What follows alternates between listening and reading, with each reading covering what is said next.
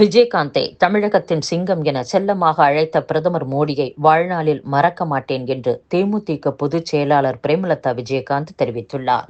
அத்துடன் விஜயகாந்த் திரையுலகிலும் அரசியலிலும் உயர்ந்த ஒரு ஆளுமை மட்டுமல்ல, பலருடைய அன்பையும் மரியாதையையும் பெற்ற ஒரு மனிதர்.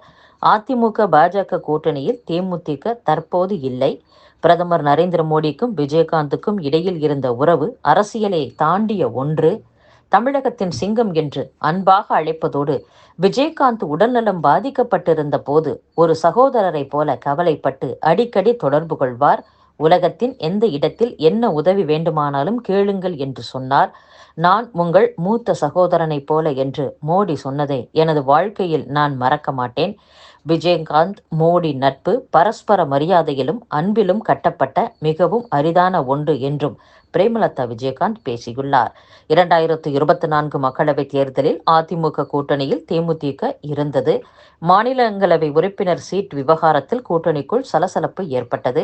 தற்போது பாஜக அதிமுக கூட்டணி அறிவிக்கப்பட்டுள்ள நிலையில் எந்த கூட்டணியிலும் தேமுதிக இல்லை என்றும், ஜனவரியில்தான் கூட்டணி குறித்து முடிவு எடுப்போம் என்றும் பிரேமலதா விஜயகாந்த் அறிவித்திருந்தார்.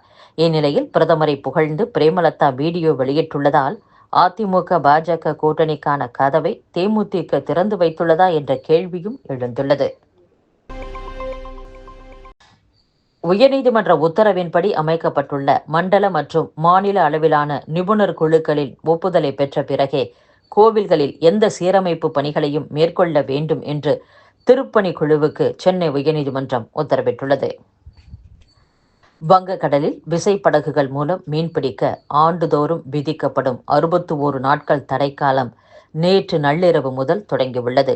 கோடை காலமான ஏப்ரல், மே, ஜூன் மாதங்களில் வங்கக்கடல் பகுதிகளில் மீன்கள் இனப்பெருக்கம் செய்யும் காலம் என்பதால் விசைப்படகுகள் மூலம் மீன் பிடித்தால் மீன் குஞ்சுகளும் வலையில் சிக்கி அழிந்துவிடும். இதனால் மீன்வளம் குறையும் என கருதி வங்கக்கடல் பகுதியில் ஆண்டுதோறும் கோடை காலத்தில் குறிப்பிட்ட நாட்களுக்கு விசைப்படகுகள் மூலம் மீன் பிடிக்க தடை விதிக்கப்பட்டு வருவது குறிப்பிடத்தக்கது.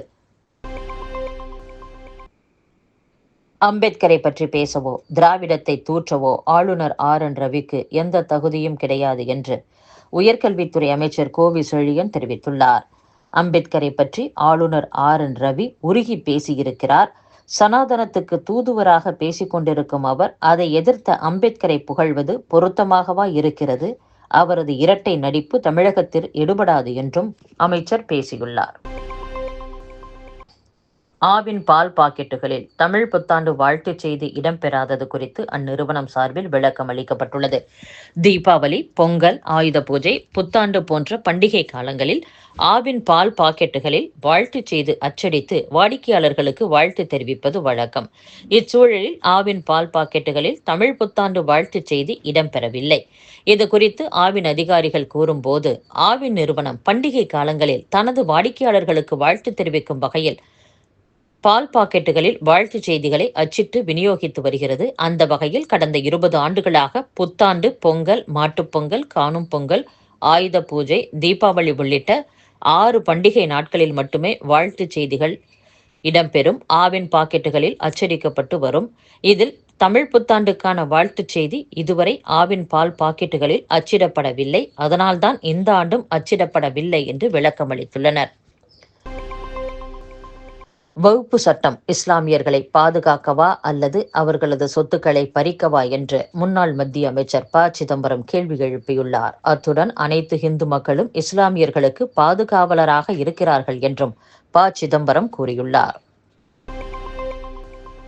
தமிழகத்தில் இரட்டை இலையோடு தாமரை மலரும் என்று பாஜக மூத்த தலைவர் டாக்டர் தமிழிசை சவுந்தரராஜன் தெரிவித்துள்ளார். திமுக அரசியலுக்காக செயல்படுகிறது, பாஜக அவசியத்திற்காக செயல்படுகிறது. அவர்கள் அமைத்திருப்பது பொருந்தாத கூட்டணி, அதிகாரத்தை பயன்படுத்தும் கூட்டணி. பாஜக அமைத்திருப்பது மக்கள் நல கூட்டணி. குளத்தில் வட்ட இலையோடு தாமரை மலரும், தமிழகத்தில் இரட்டை இலையோடு தாமரை மலரும் என்றும் 2026 தேர்தலில் திமுகவுக்கும் தாவேகாவுக்கும் இடையில்தான் போட்டி என்று விஜய் கூறுகிறார்.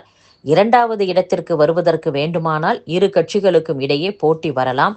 விஜய் 2வது இடத்திற்கும் வரலாம். ஏனென்றால் நாங்கள் முதலிடத்திற்கு வருவோம் என்பதில் எந்த சந்தேகமும் இல்லை என்றும் தமிழிசை சவுந்தரராஜன் பேசியுள்ளார். பட்டியலின சமூகத்தினருக்கு வழங்கப்படும் இடஒதுக்கீட்டை 3ஆக பிரிக்கும் வகைப்பாட்டை அமல்படுத்துவதற்கான அரசாணையை தெலுங்கானா மாநிலம் வெளியிட்டுள்ளது.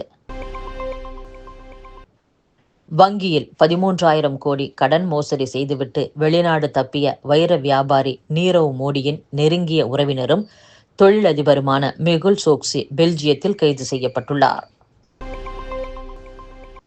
கடத்தல்காரர்களால் அரபிக்கடலில் வீசப்பட்ட 1,800 கோடி ரூபாய் மதிப்புள்ள போதைப் பொருளை குஜராத் பயங்கரவாத எதிர்ப்பு படை மற்றும் கடலோர காவல் படை பறிமுதல் செய்துள்ளதாக அதிகாரிகள் தெரிவித்துள்ளனர்.